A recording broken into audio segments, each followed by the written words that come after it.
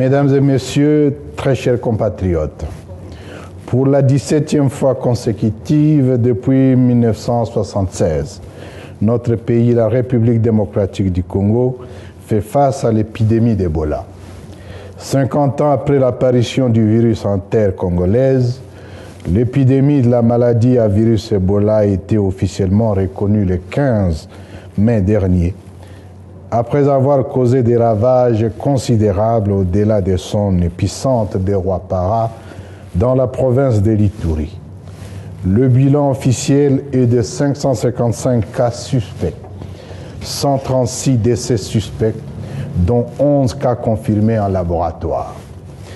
Comme vous le savez déjà tous, l'épidémie à virus Ebola actuelle procède de la souche Bundibugyo, du nom du district ougandais où elle a été découverte pour la première fois. Cette souche a la particularité de ne pas disposer d'une thérapie préventive. En l'absence de vaccins et de traitements curatifs certifiés, le salut pour venir à bout de ces fléaux demeure la participation et la vigilance tous d'azimuts de tous. Chers compatriotes, nous faisons aujourd'hui face à une nouvelle preuve, la maladie à virus Ebola. La résurgence de la maladie à virus Ebola dans notre pays constitue une menace sanitaire extrêmement grave qui exige de chacun responsabilité, discipline et solidarité. Ebola est un virus redoutable. Son pouvoir destructeur n'est pas à démontrer. Là où il se propage sans contrôle, il emporte des vies, brise des familles, provoque de peur et fragilise durablement les communautés. Face à une telle menace, aucun calcul politique, aucune divergence, aucun intérêt particulier ne peut prévaloir sur la nécessité absolue de protéger les populations. Le moment est venu de comprendre que cette crise dépasse les appartenances politiques, les clivages et les oppositions.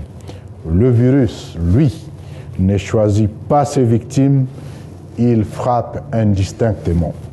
C'est pourquoi nous appelons l'ensemble des populations, des autorités locales, des leaders communautaires, des acteurs sanitaires, des organisations humanitaires ainsi que toutes les forces vives à une mobilisation générale et immédiate contre cette épidémie.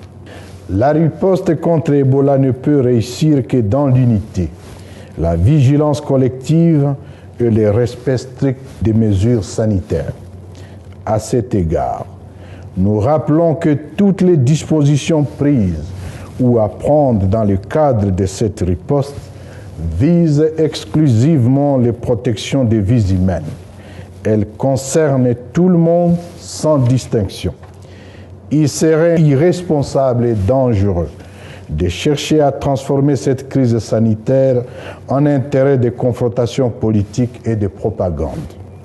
Ce n'est pas le moment de diaboliser un camp, d'alimenter les divisions ou de semer la confusion dans l'opinion. Ceux qui tenteraient de décourager les populations face aux mesures sanitaires assumeraient une responsabilité lourde devant l'histoire et devant les victimes potentielles de cette épidémie. À nos compatriotes de la province de l'Ituri, d'où est partie la souche de cette énième variante d'Ebola, nous en appelons à la responsabilité et au respect strict des mesures sanitaires.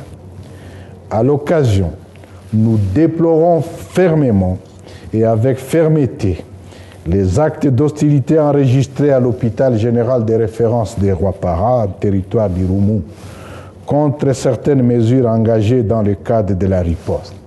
De tels comportements compromettent les efforts de protection collective et exposent davantage les communautés à la propagation du virus.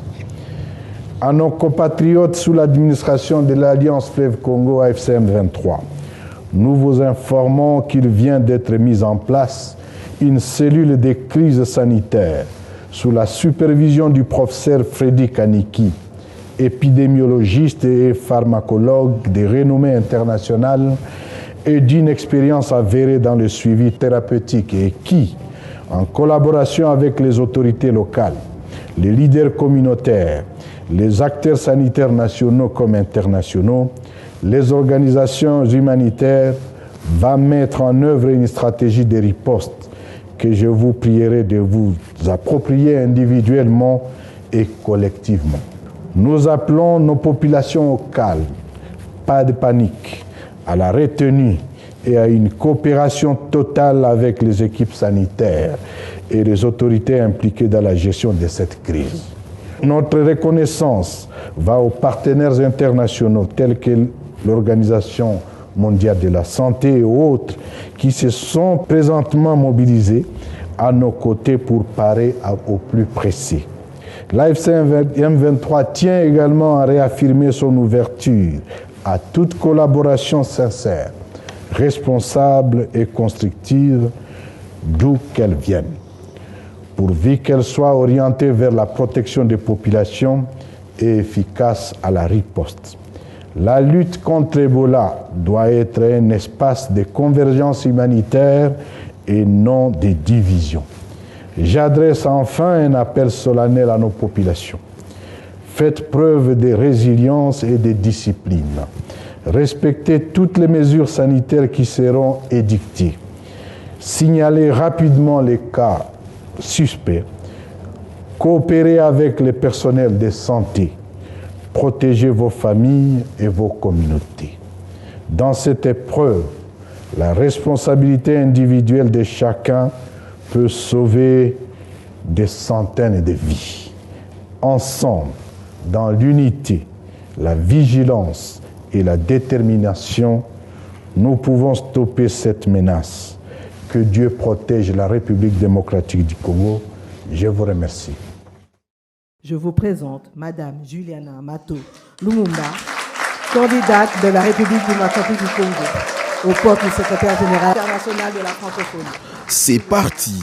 Judith Soumino lance officiellement à Paris la campagne pour l'élection de Juliana Lumumba Amato au poste de secrétaire général de l'OIF, Organisation internationale de la francophonie. La cérémonie a réuni plusieurs personnalités du monde francophone dans la capitale française. La première ministre présente Juliana Lumumba Amato comme le symbole d'une francophonie tournée vers l'avenir et plus proche des peuples. Ce moment dépasse une simple candidature. Il porte une vision, il porte une ambition, il porte une certaine idée de la francophonie. Une francophonie qui parle à sa jeunesse, une francophonie qui accompagne les talents, une francophonie qui crée des opportunités, une francophonie qui défend la paix, la culture, l'éducation, l'innovation et la dignité humaine. La francophonie doit devenir une voix qui rassemble, une voix qui apaise, une voix qui construit. Notre pays n'est pas seulement un grand pays francophone, il est une puissance francophone. La candidature de Mme Juliana Amato Lumumba incarne précisément cette dynamique.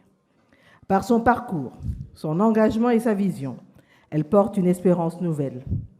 Et au-delà de sa personne, cette candidature envoie aussi un message puissant au monde, celui de la place grandissante des femmes, et particulièrement des femmes africaines, dans les espaces de gouvernance internationale et dans la conduite des grands débats de notre époque. La République démocratique du Congo est prête à prendre toute sa part dans cette dynamique. La francophonie n'est pas seulement une langue que nous partageons, c'est une vision du monde que nous avons la responsabilité de faire vivre. Candidate de la RDC, Juliana Lumumba veut défendre une francophonie qu'elle qualifie de civilisationnelle. Fille de Patrice Emery Lumumba, elle veut une francophonie dépassant les simples cadres diplomatiques ou institutionnels. Si les États francophones me font confiance, je donnerai le meilleur de moi-même.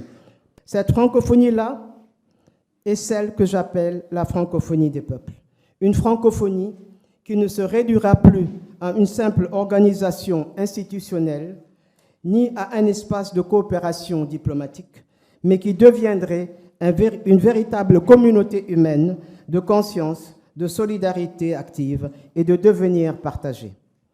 Pour bâtir cette francophonie des peuples, je propose aux nations et aux citoyens de l'espace francophone 9 grands projets structurants. À travers cette candidature, la RDC veut renforcer son influence diplomatique au sein de l'espace francophone. Kinshasa veut également porter une voix africaine plus forte au sein de l'OIF.